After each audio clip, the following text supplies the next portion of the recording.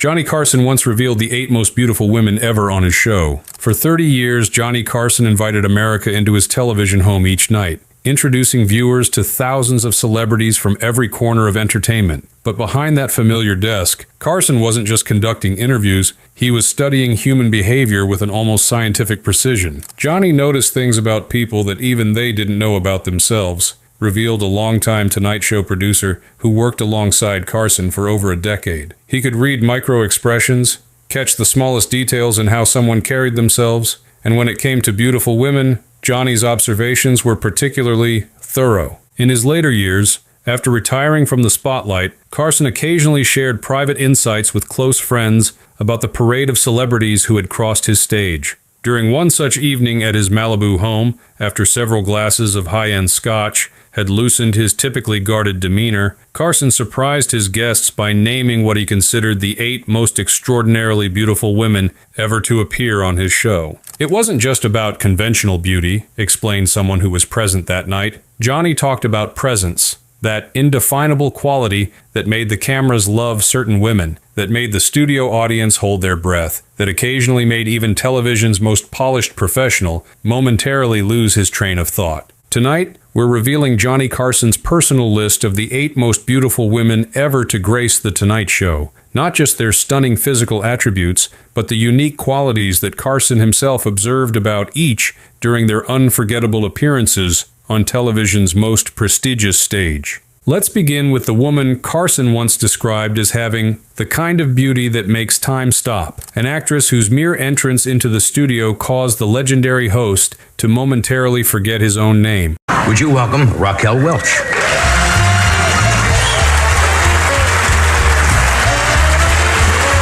Raquel Welch, the woman who owned every room. When Raquel Welch walked onto the Tonight Show stage for the first time in 1970, something extraordinary happened. Johnny Carson, television's most controlled and controlling host, was momentarily speechless. For a man whose career was built on an unshakable professional polish, those few seconds of visible discomfort spoke volumes about the overwhelming impact of Welch's presence. She appeared multiple times and always left the audience breathless, remembered a camera operator who worked many of her appearances. The reaction was physical. You could feel the collective intake of breath when she walked out. I operated camera 2, which was positioned to capture the guest entrance, and my director would always whisper into my headset before she appeared, "Take your time on this one. No one's going to complain." What made Welch's Tonight Show appearances particularly memorable wasn't just her extraordinary physical beauty, though that was undeniable, but the confidence with which she carried herself. Unlike many gorgeous actresses who downplayed their looks with self-deprecating humor or affected modesty, Welch moved with an unapologetic awareness of her effect on others.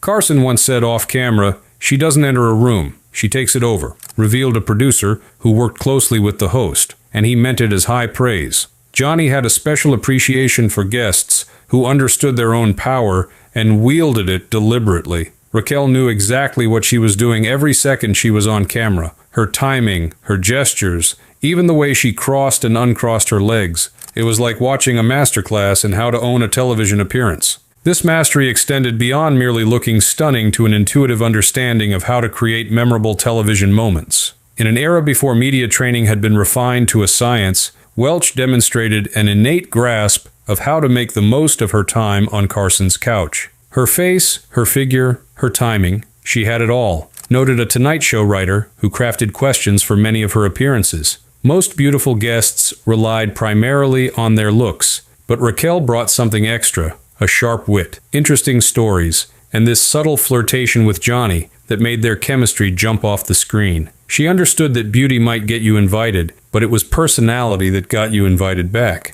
Behind the scenes, Welch's appearances created a particular kind of organized chaos among the Tonight Show staff. The normally professional crew would find increasingly creative reasons to be on set during her segments, leading to what one staff member called the Raquel effect, a mysterious doubling of male employees in Studio One whenever her name appeared on the booking sheet. We had guys from accounting suddenly needing to check something with production during her segments, laughed the camera operator. Engineers who typically stayed in their booths would find urgent equipment issues that needed addressing on set. Even NBC executives who rarely showed up for tapings would materialize and stand in the wings. Johnny noticed it too. He once quipped during a commercial break, "If she signed up for the Army, there'd be no draft dodgers." For Carson himself, Welch represented a particular challenge to his professional composure. Known for maintaining a slight emotional distance from even his most dazzling guests, he found himself occasionally struggling to maintain that characteristic detachment during their interviews. There was one appearance where she wore this red dress with a neckline that defied physics, remembered the producer. Johnny started a question, lost his train of thought mid-sentence, glanced down at his blue card, then looked back up and said, "I'm sorry, what was I saying?" It got a huge laugh because everyone knew exactly what had happened. Johnny rarely got flustered on air, so when it did happen, and with Raquel it happened more than once, it was both funny and humanizing. Despite these occasional moments of distraction, what Carson admired most about Welch was her intelligence and self-awareness. Unlike some beautiful actresses who resented being known primarily for their looks, she had made peace with her image while strategically using it to build a substantial career. Johnny once told me, "Raquel understands exactly who she is and what she represents," shared a talent coordinator who worked closely with Carson. "She doesn't fight it or apologize for it or pretend it's not real. That's rare and refreshing." Coming from Johnny, who spent his life studying people, that was significant insight. This appreciation for Welch's authenticity was evident in how Carson interviewed her, asking substantive questions about her career choices, her experiences as one of Hollywood's first Latina leading ladies, though rarely acknowledged as such during that era, and her perspectives on an industry that often reduced her to her physical attributes. Their conversations had surprising depth, observed the writer. Johnny didn't just toss her softball questions about her latest project or compliment her appearance. He engaged with her as someone with interesting thoughts and experiences. That respect, combined with the obvious appreciation of her beauty, created interviews that were simultaneously substantive and charged with this wonderful unspoken tension. As we leave behind Welch's American glamour, we turn to European sophistication personified, the Italian screen legend whose mere presence on Carson's stage created what one staff member called a masterclass in sensuality without saying a word. A.E. Hotchner calls Sophia living and loving, and it's a great kick to welcome her tonight. Would you welcome Sophia Loren? Sophia Loren, the Italian Venus who flustered America's host. When Sophia Loren made her first appearance on The Tonight Show in 1979, the atmosphere in Studio One transformed. The international film icon brought with her not just extraordinary beauty, but an old-world sophistication and sensuality that seemed to exist in a different dimension from typical Hollywood glamour. Her entrance alone, confident, unhurried, regal, announced that this was no ordinary guest. Carson was visibly flustered during their first sit-down, recalled a director who worked that night. Johnny prided himself on treating every guest the same, whether they were an unknown comedian or the biggest star in the world. But with Sophia, something shifted. His body language changed completely. He was leaning forward more, laughing a little too enthusiastically at her comments, touching his tie repeatedly. All these small tells that those of us who knew him well recognized as signs that Johnny Carson, the master of television cool, was genuinely affected by her presence. Unlike American beauties who often projected an approachable cheerfulness, Loren brought a European gravitas and sensual maturity that seemed to catch Carson slightly off guard. Her responses to his questions were thoughtful and occasionally provocative, delivered with an Italian accent that transformed even mundane observations into something that sounded like poetry. "You don't interview Sophia Loren, you try to survive her," laughed a Tonight Show writer who prepared for her segments. That wasn't meant as a criticism, quite the opposite. She brought this wonderful intensity to the conversation. Her eyes would lock onto Johnny's when she was speaking, and you could almost see him fighting to maintain his professional demeanor. There was a moment when she was describing a scene from one of her films, and she put her hand on Johnny's arm to emphasize a point. I thought we might need to cut to commercial, just to give him a chance to regain his composure. What made Loren particularly fascinating as a Tonight Show guest was the contrast between her smoldering screen persona and her surprisingly thoughtful, sometimes philosophical conversational style. Where viewers might have expected a sex symbol focused on glamour, they instead encountered a woman with substantive insights on everything from Italian neo-realist cinema to the challenges of maintaining authenticity in Hollywood. Italian icon with legendary curves and smoldering confidence, noted a television critic who covered her appearances. But what made her so compelling was that the beauty was just the beginning. Her intelligence, Her perspective as a European artist working in the American system, her experiences growing up in war-torn Italy, all of it came through in these surprisingly substantive conversations with Carson. She wasn't just gorgeous, she was fascinating. Behind the scenes, Lauren's appearances created a particular kind of reverent preparation among the Tonight Show staff. Unlike the barely controlled chaos that accompanied some beautiful guests, Lauren inspired what one crew member described as almost religious respect, a hush falling over typically boisterous production teams as they prepared for her arrival. The crew treated her like visiting royalty, remembered a production assistant who worked several of her appearances, not just because of how she looked, but because of what she represented, this international film legend who had worked with the greatest directors in cinema history. There was none of the usual backstage joking or horseplay when Sophia was booked. Everyone was on their absolute best behavior, determined to show her the respect they felt she deserved. For Carson, Lauren represented a particular type of guest, one whose cultural significance and artistic accomplishments demanded serious engagement, even as her extraordinary beauty created an undeniable undercurrent of attraction. This tension between intellectual respect and physical appreciation resulted in interviews that hummed with a unique energy. Johnny had this wonderful mixture of awe and admiration with her, observed someone who worked closely with Carson. He was clearly dazzled by her beauty. Who wouldn't be? But he also genuinely respected her as an artist who had built a remarkable career on her own terms. That combination made their interviews special. Johnny would ask a thoughtful question about her work with De Sica or Fellini, leaning in with genuine interest for her answer, while simultaneously seeming slightly distracted by the totality of her presence. It was charming, because it was so authentic. What viewers at home might not have fully appreciated was how Lauren's Tonight Show appearances differed from her encounters with most American interviewers. Where many hosts focused primarily on her status as a sex symbol, Carson consistently engaged with her complete identity as an artist, a mother, and a woman who had survived wartime poverty to become an international icon. She responded to that respect by giving Johnny her best self, noted the writer. Their conversations had real substance, even as they were wrapped in this delightful packaging of mutual attraction and admiration. She would talk about serious subjects, her difficult childhood, the challenges of being taken seriously as both beautiful and talented, her navigation between European and American film traditions,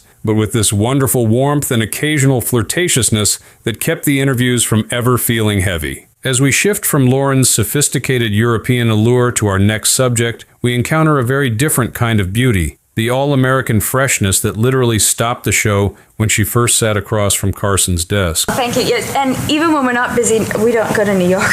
I mean, unless we absolutely have to. Now why? Bo Derek, the perfect 10, who silenced the studio. When Bo Derek made her first appearance on The Tonight Show in late 1979, shortly after the release of 10 had transformed her overnight into America's newest fantasy, something unprecedented happened. The typically vocal Studio One audience fell into complete silence as she walked on stage. This wasn't the usual enthusiastic applause that greeted celebrities. It was a collective moment of stunned appreciation that actually required Carson to wait longer than usual before beginning the interview. Became a sensation overnight after 10, noted a talent coordinator who worked during that period. But even those of us who had seen the film weren't prepared for the impact of her in person. There's something different about beauty in 3 dimensions, occupying the same physical space you're in. The camera actually diminished her rather than enhancing her, which almost never happens with celebrities. Unlike many overnight sensations who arrived with carefully rehearsed anecdotes and practiced charm, Derek brought a disarming natural quality to her Tonight Show appearances. Her beauty was undeniable, but it was the apparent lack of awareness of its effect that Carson later identified as her most compelling attribute. Carson called her a living statue and admitted she threw him off his rhythm, remembered a producer who worked closely with the host. Johnny said she was one of the few guests who made him forget his next question. Not because she was saying anything particularly surprising, but because there was this disconnect between how extraordinary she looked and how ordinary, in the best sense, she seemed as a person. The combination was incredibly disarming, even for someone as experienced as Carson. What made Derek's appearances particularly memorable was the visible effect she had not just on Carson, but on the entire studio. Cameramen would stay fixed on her, even during moments when they were supposed to be capturing Carson's reactions. The usually professional NBC pages would find reasons to linger near the stage, Even Doc Severinsen and the band members, who had seen countless beautiful women come and go, would stop their usual between-segment chatter when Derek was speaking. The audience didn't blink the entire segment,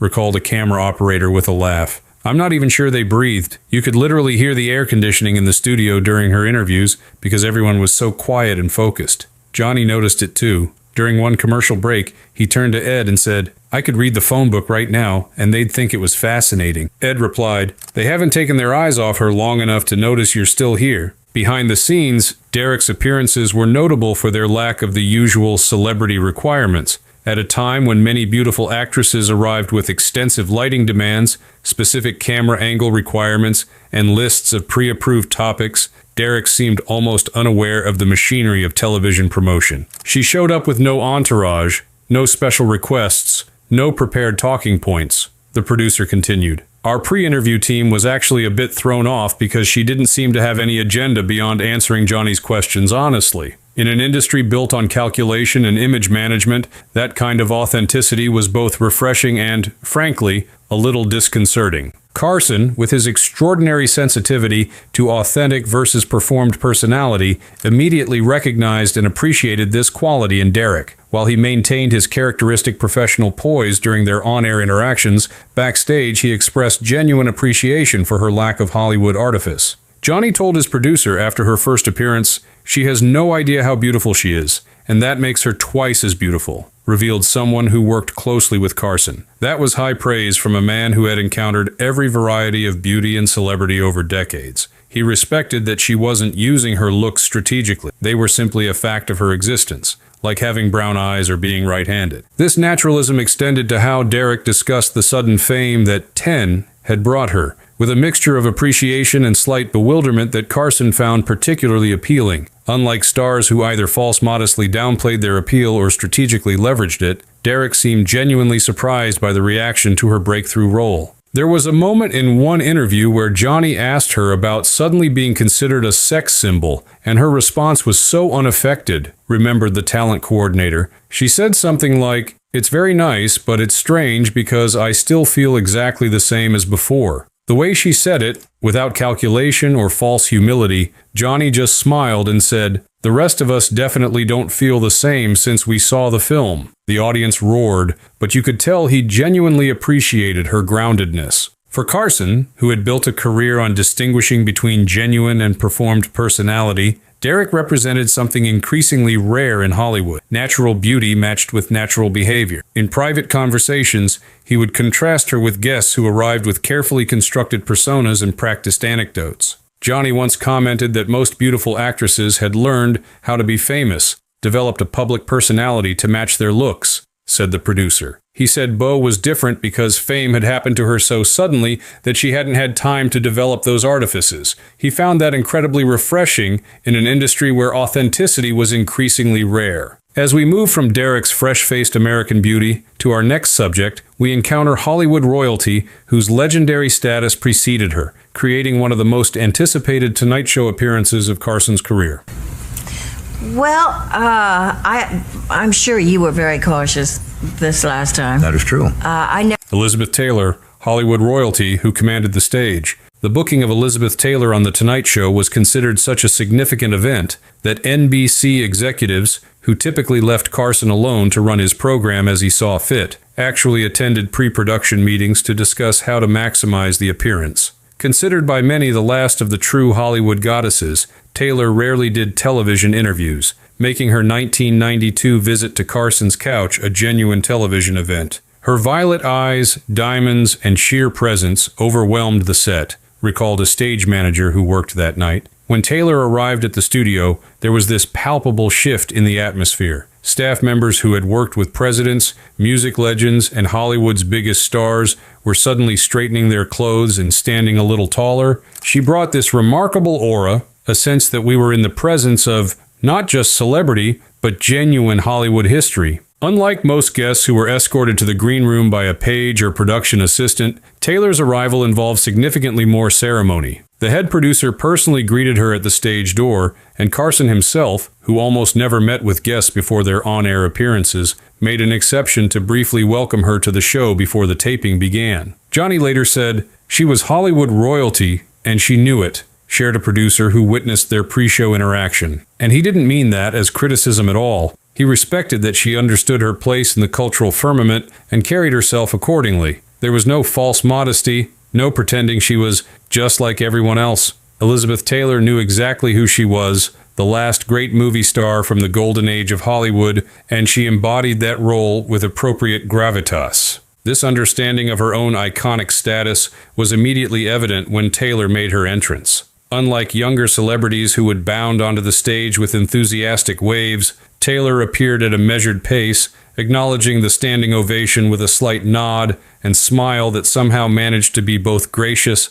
and imperial at the same time. Other guests walked in. She arrived, observed a cameraman who worked that night. It's hard to explain the difference to someone who wasn't there, but when most celebrities enter, they're seeking the audience's approval. When Taylor entered, she was bestowing her presence upon them. She didn't need their validation. She already knew her value. That confidence, combined with her extraordinary beauty even in her later years, created this electric moment where the entire studio just held its breath. The interview itself became a masterclass in star power. Where most guests leaned forward eagerly, trying to establish rapport with Carson and the audience, Taylor remained poised and slightly reserved, creating a dynamic where Carson, television's most powerful interviewer, found himself working to draw her out rather than managing the conversation as he typically did. It was fascinating to watch the power dynamic, noted a Tonight Show writer who observed the appearance. Johnny was used to being the center of gravity in any interview, the person to whom everyone else responded. With Taylor, there was this subtle but unmistakable shift. She became the center of gravity, and Johnny, very skillfully, adjusted his usual approach to accommodate that reality. He was still the consummate professional interviewer, but you could see him making space for her stardom in a way he rarely did for others. This adjustment wasn't just evident in Carson's interviewing style, but in subtle production changes made specifically for Taylor's appearance. The lighting was adjusted to better capture her famous violet eyes. The camera blocking included more close-ups than were typically used for guests. Even the commercial breaks were slightly reorganized to ensure her segment had maximum uninterrupted time. All signs of the special consideration given to a guest considered American entertainment royalty. The control room actually had a special note on the rundown that day. More tight shots on the eyes, remembered the director. We never got that kind of specific instruction about how to shoot a guest, but everyone understood that those legendary violet eyes were part of what made her Elizabeth Taylor, and we wanted to be sure viewers at home could appreciate them fully. It wasn't just about capturing a beautiful woman, it was about documenting an iconic feature of Hollywood history. For Carson, Taylor represented a connection to a Hollywood era that had shaped his own understanding of stardom and glamour. In private conversations after her appearance, he expressed particular appreciation for how she had maintained the mystique and dignity of old Hollywood in an era increasingly dominated by more accessible, casual celebrity culture. Johnny told his producer after the show, "You don't see that anymore. That kind of grand stardom," revealed someone who was present for the conversation. "She doesn't give away everything. She keeps something for herself." That reservation, that sense of mystery, was something Carson deeply respected at a time when most celebrities were becoming increasingly confessional and exposed. This appreciation for Taylor's old-school star quality was evident in how Carson conducted their interview. With a deference and respect he rarely showed even to the most prominent guests. He asked substantive questions about her extensive career, her humanitarian work, and her perspectives on how Hollywood had changed since she began as a child actress, treating her not just as a beautiful woman, but as a living link to cinema history. There was genuine reverence in how Johnny approached the interview, observed the writer. Not obsequiousness. Carson was too much of a professional for that, but a clear recognition that he was speaking with someone who represented the last of a particular kind of movie star that had essentially disappeared from American culture. He wanted to capture that for his audience, to give them a glimpse of a Hollywood that barely existed anymore. As we transition from Taylor's timeless glamour to our next subject, we encounter a very different kind of beauty, the sun-kissed California girl whose dazzling smile launched 1,000 posters and changed television history. I haven't seen you for a while. You look, as they say, smashing. Thank you. You really do. Thank you. Yeah. This must have been quite a challenge. Farrah Fawcett, the sunshine girl with the $1 million smile. In 1976, a poster of Farrah Fawcett in a red swimsuit sold over 12 million copies, becoming the best-selling pinup of all time. When she made her first Tonight Show appearance that same year, shortly after Charlie's Angels had premiered, the studio audience's reaction was so prolonged and enthusiastic that Carson had to actually signal to his director to edit it down for broadcast, a rare instance of applause being too extensive even for television's most popular talk show. Her smile alone caused a frenzy, remembered an NBC page who was working the audience that night. People forget now, but in 1976, Farrah represented this perfect cultural moment when her poster, her show, and her look all converged to create this phenomenon that transcended normal celebrity. When she walked onto Carson's stage,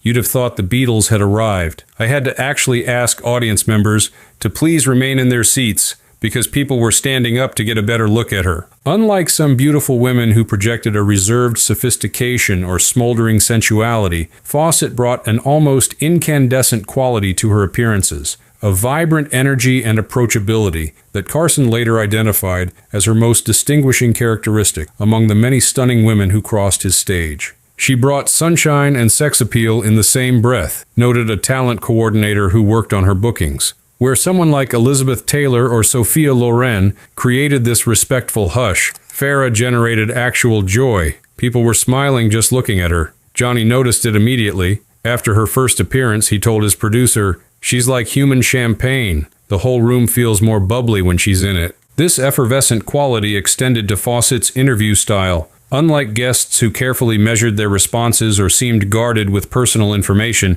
she approached conversations with an enthusiasm and openness that Carson found both refreshing and occasionally challenging to his usual measured pace. Carson once joked, "If she was on every week, I'd forget how to talk," recalled a writer who prepared questions for her segments. He meant it affectionately, that her energy was so engaging it sometimes made it difficult for him to maintain his usual interview rhythm. She would get excited about topics and lean forward, those famous blonde waves bouncing, that dazzling smile flashing, and Johnny would sometimes just sit back and let her go because the audience was so clearly delighted by her enthusiasm. Behind the scenes, Fawcett's appearances created a particular kind of excited anticipation among the Tonight Show staff. While beautiful women regularly appeared on the program, few generated the level of pre-show energy that accompanied her bookings. The day Farrah was scheduled, you'd see male staff members suddenly appearing in much nicer clothes than they usually wore, laughed the talent coordinator.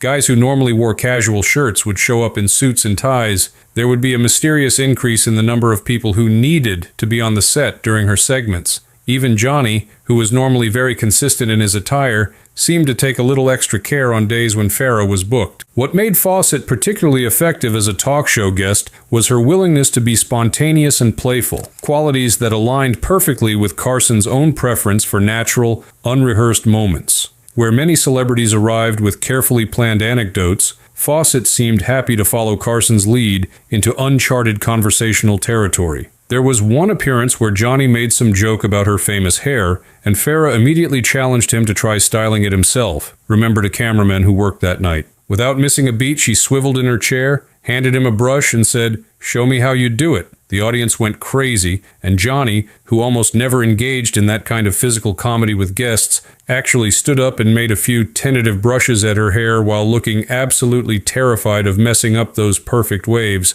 It was completely unplanned and absolutely hilarious. This willingness to be spontaneous extended to Fawcett's comfort with Carson's occasional flirtatious comments, responding with good humor rather than discomfort, creating a playful chemistry that made for particularly engaging television. Johnny would occasionally say something like, "I don't know how your husband lets you out of his sight," and Farrah would come right back with something like, "Well, he knows I'm going to see you, Johnny, so he figures I'm in good hands," recalled the writer. It was this perfect balance. Johnny could acknowledge her extraordinary beauty without it becoming uncomfortable, and she could play along with the flirtation without it seeming demeaning. They had a wonderful television rapport that way. For Carson, who had interviewed countless beautiful actresses over his long career, Fawcett represented a particular type of all-American appeal that he found especially charming. In private conversations, he would contrast her natural sunshine quality with the more manufactured glamour that had become increasingly common in Hollywood. Johnny once remarked to his producer that Farrah was beautiful in a way that seemed like good health rather than good genes, revealed someone who worked closely with Carson. He meant that she projected this vibrant, active energy, like her beauty was connected to sunshine and swimming pools and tennis courts rather than lucky genetics or careful image construction. He found that particularly appealing after years of interviewing more studied, controlled celebrities. As we leave behind Fawcett's California sunshine, we turn to a very different kind of beauty, the elegant sophistication of a groundbreaking actress who brought both stunning looks and historic significance to her Tonight Show appearances. All the time I thought there's only me. Diane Carroll, elegant pioneer with unmatchable poise. When Diane Carroll walked onto the Tonight Show stage, she brought with her not just extraordinary beauty, but the quiet gravity of someone who had broken significant barriers in American entertainment. As the first black woman to star in her own network television series in a non-stereotypical role with Julia in 1968, Carroll represented both glamorous beauty and historic importance, a combination that Carson treated with particular respect and admiration. Stunning, elegant, and unshakably poised, observed a producer who worked many of her appearances. Where most guests showed at least some nervous energy when they first sat down with Johnny, Carroll always appeared completely composed, as though interviewing with the most powerful man in television was simply another Tuesday. That self-possession, combined with her obvious intelligence and articulate responses, created this wonderful presence that was simultaneously warm and slightly regal. Unlike many beautiful actresses who downplayed their intelligence to seem more approachable, Carroll brought a thoughtful sophistication to her Tonight Show conversations. She would discuss not just her current projects, but the broader context of her career as a black woman navigating an entertainment industry that had historically offered very limited opportunities to performers who looked like her. Carson admired her talent and style, saying, "She walks in like she's floating," remembered a talent coordinator who booked several of her appearances. But what really impressed him was her ability to address significant topics: racism in Hollywood, the responsibility she felt as a pioneering figure, the challenges of maintaining artistic integrity, while always remaining thoroughly entertaining and engaging. Johnny once told his producer, "She can make important points without ever seeming like she's lecturing. That's a rare gift." Behind the scenes, Carroll's appearances were notable for the universal respect she commanded from the Tonight Show staff. Unlike the barely controlled excitement that accompanied some beautiful guests, Carroll inspired what one crew member described as professional admiration of the highest order, a recognition that they were in the presence of someone who represented both extraordinary talent and significant historical importance. "Beauty with power behind it," noted a stage manager who worked during her segments. "You could feel it the moment she arrived at the studio. There was none of the typical backstage chatter or joking around when Diane was booked. Everyone, from pages to producers, treated her with this special deference that went beyond the respect normally shown to celebrities. It wasn't just about how she looked, though she was certainly beautiful. It was about who she was and what she represented." What made Carroll particularly effective as a Tonight Show guest was her ability to combine glamorous beauty with substantive conversation, discussing everything from fashion to civil rights with equal comfort and authority. Unlike guests who seemed limited to specific topics, Carroll could pivot seamlessly between light entertainment banter and more serious discussions of her experiences as a pioneering figure. There was a remarkable moment during one appearance when Johnny asked about a recent role, and Carroll gently but firmly redirected the conversation to address the limited opportunities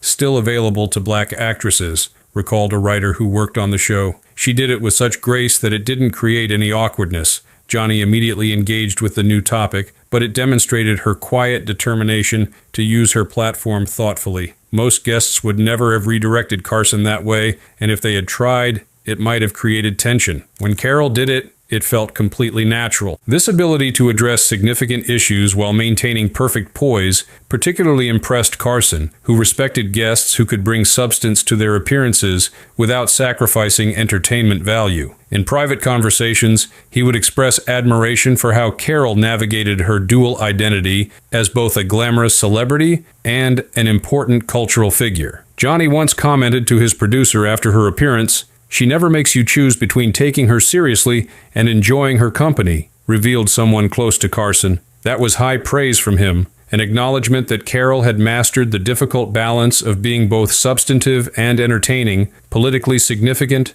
and personally charming. Many guests could manage one or the other, but rarely both simultaneously. Carol's fashion choices for her Tonight Show appearances became legendary among the staff, her sophisticated style providing a visual representation of the elegance she brought to every aspect of her public presentation. Unlike trends-focused younger actresses, she cultivated a timeless elegance that Carson particularly appreciated. She never appeared in anything less than perfect taste, remembered the talent coordinator. When other stars were chasing whatever fashion trend was hot that season, Diane would arrive in these impeccably tailored classic outfits that somehow looked both current and timeless. Johnny, who had very traditional taste himself, really appreciated that. He once said, "She dresses like someone who respects both herself and her audience." Coming from Carson, with his old-school sensibilities, that was significant praise. For Carson, Carol represented a particular kind of mature, sophisticated beauty that he found increasingly rare in an industry often fixated on youth.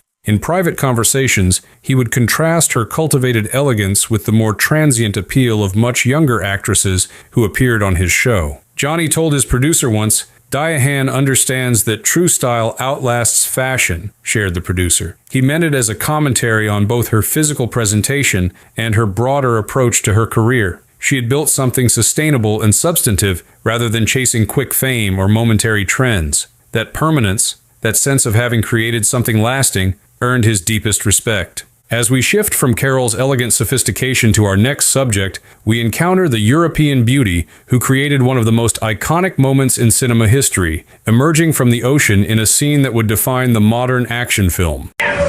Isn't that disgusting behavior? Yeah. Did you hear that? One guy yells out, "I love you," and he doesn't even know you. No. Yeah. Ursula Andress, the original Bond girl who stopped the show. When Ursula Andress made her first appearance on The Tonight Show in the 1960s, shortly after her breakthrough role as the first Bond girl in Dr. No, the Swiss actress brought with her the unique status of having created one of cinema's most iconic moments, emerging from the Caribbean Sea in a white bikini, a scene that instantly entered the pantheon of film history and established a template for action film glamour that persists to this day. The original Bond girl, and it showed, remembered a NBC executive who was present for her first appearance. There was something almost mythological about her beauty, this perfect combination of European sophistication and primal sensuality. When she walked onto Carson's stage, there was this collective intake of breath from the audience. It wasn't just appreciation, it was something closer to awe. Unlike American actresses who often projected an approachable girl-next-door quality, Andress brought a distinctly European sensibility to her Tonight Show appearances. Direct, unapologetically sensual, and refreshingly forthright in her responses to Carson's questions. Where American beauties might have deflected compliments with self-deprecating humor, Andress accepted admiration with a comfortable confidence that Carson found both surprising and refreshing. Her appearance caused Johnny to visibly lose his place in the monologue, recalled a cameraman who worked one of her earliest appearances. He was introducing the night's guests, and when he got to her name, he actually stopped mid-sentence, looked directly at her sitting in the green room monitor, and completely lost his train of thought. For Carson, the most professional, prepared host in the business, to have that kind of visible reaction was almost unprecedented. He recovered quickly, but that brief moment of being genuinely flustered spoke volumes about her impact. What made Andress particularly effective as a Tonight Show guest was the contrast between her goddess-like physical appearance and her surprisingly direct, unpretentious conversational style. Unlike many beautiful actresses who seemed carefully scripted, Andress brought a European frankness to discussions of everything from her career to her personal life that Carson found both challenging and engaging. He wasn't hosting, he was hypnotized, observed a writer who prepared questions for her segments. What made Ursula different from many gorgeous women was that she didn't seem to be performing beauty. She simply embodied it without apparent effort or calculation. Combined with her Swiss-German directness, she would answer questions with a frankness that sometimes startled Carson. It created these wonderfully authentic exchanges that felt more like eavesdropping on a fascinating conversation than watching a typical talk show interview. Behind the scenes, Andrus's appearances created a particular kind of focused energy among the Tonight Show staff. Unlike the excitement that accompanied some beautiful guests, with Andrus there was what one crew member described as a reverent quality, a recognition that they were in the presence of someone who had created a genuine cultural landmark. The crew treated her with this interesting mixture of professional respect and barely concealed awe, remembered a production assistant who worked during her segments. There was very little of the typical backstage joking or casual atmosphere when Ursula was booked. Everyone was on their absolute best behavior, almost like visiting royalty had arrived. It wasn't just about her beauty, though that was certainly extraordinary. It was about her status as someone who had created this iconic cinematic moment that everyone recognized. This recognition of her cultural significance extended to how Carson approached their interviews. While never ignoring her obvious beauty, he also engaged with her seriously as someone who had made a significant impact on cinema history, discussing how the famous beach scene had changed both her life and the action film genre itself. Johnny had a remarkable ability to simultaneously acknowledge a beautiful woman's appearance while also treating her with genuine respect for her professional accomplishments, noted someone who worked closely with Carson. With Ursula, he found this perfect balance, appreciating her extraordinary looks without reducing her to just those looks. He would ask substantive questions about her career choices, her experiences working with different directors, her perspective on how the Bond films had evolved since her groundbreaking role. What particularly impressed Carson about Andrus was her lack of false modesty about her impact. Unlike many actresses who downplayed their significance or seemed uncomfortable discussing their status as sex symbols, Andrus spoke matter-of-factly about her famous scene and its cultural resonance. There was an appearance where Johnny asked about the white bikini scene, and her response was wonderfully straightforward, recalled the writer. She said something like, "Of course it changed everything. One does not create a moment like that and expect life to remain the same. No false humility, no pretending it wasn't important, just this refreshing acknowledgement of reality." Johnny later told his producer he found that kind of honesty tremendously appealing in an industry built on pretense. For Carson, who had built a career on distinguishing between authentic and performed personality, Andrus represented something increasingly rare in Hollywood: natural confidence without arrogance, beauty without apology, and European directness without calculation. In private conversations, he would contrast her approach with the more manufactured personas that were becoming increasingly common among American celebrities. Johnny once remarked to his producer that Ursula didn't seem to need America's approval, revealed the executive. He meant it as high praise, that she brought this European self-assurance that didn't require constant validation or reassurance. She knew who she was, knew her place in film history, and carried herself with a confidence that wasn't dependent on audience reaction or critical approval. Carson found that kind of self-contained certainty both unusual and impressive. As we conclude our exploration of Carson's most beautiful guests, we turn to the woman who, though never appearing on his show, occupied a unique place in his gallery of iconic beauties, a star whose absence became its own kind of presence. Aren't you ashamed of those suspicions you had about me? Terribly. Cut it. Good. Thank you.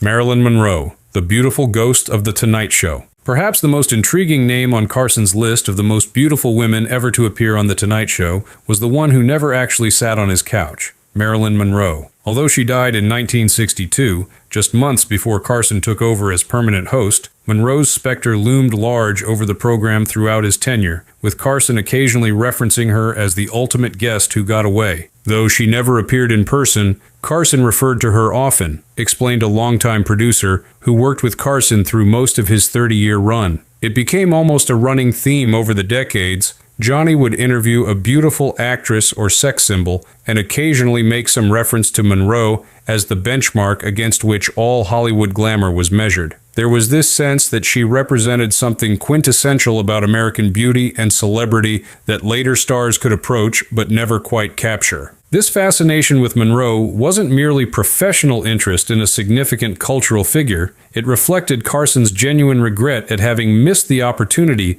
to interview someone he considered a uniquely compelling personality. In private conversations, he would occasionally speculate about how a Monroe interview might have unfolded had timing allowed their careers to intersect. Once called her the most beautiful woman who never sat in that chair. recalled someone who knew Carson well. Johnny had this theory about Monroe, that beneath the manufactured sex goddess persona was an intelligent, wounded soul with genuine artistic aspirations. He believed she would have been a fascinating interview subject precisely because of that tension between her public image and her private reality. It was the kind of complex personality that brought out Carson's best interviewing skills. What made Carson's interest in Monroe particularly notable was how it evolved over the decades of his tenure. In the 1960s and early 70s, his occasional references to her focused primarily on her status as the ultimate sex symbol. By the 1980s and 90s, as more nuanced understandings of Monroe's life and struggles became part of the cultural conversation, Carson's comments reflected a more sophisticated appreciation of her complicated legacy. "She haunted the stage without ever stepping on it," observed a writer who worked with Carson during his later years. "By the time I joined the show in the 1980s, Johnny's references to Monroe had shifted from simply acknowledging her as the quintessential blonde bombshell to more thoughtful comments about how the entertainment industry had both created and ultimately failed her. It was as though, as he himself aged and gained perspective on the machinery of celebrity, he developed a more empathetic understanding of what Monroe had experienced. This evolution mirrored broader cultural reassessments of Monroe's significance, from sex symbol to tragic figure to feminist icon, and demonstrated Carson's own intellectual engagement with changing perspectives on entertainment history. Unlike some of his contemporaries who remained fixed in their initial impressions of cultural figures, Carson showed a remarkable willingness to incorporate new information and evolving interpretations into his understanding of Monroe's legacy. Johnny once had a conversation with a film historian who was a guest on the show, and during a commercial break, the topic of Monroe came up, remembered the producer. The historian mentioned some recently published information about Monroe's intellectual interests, her poetry, her attempts at serious dramatic training with Lee Strasberg, her library of classic literature. Johnny was genuinely fascinated and later told his producer, "We all missed who she really was. We saw what we wanted to see." It was a remarkably reflective comment from someone who had been in the entertainment industry as long as Carson had. This growing appreciation for Monroe's complexity occasionally surfaced in Carson's interviews with actresses who had portrayed her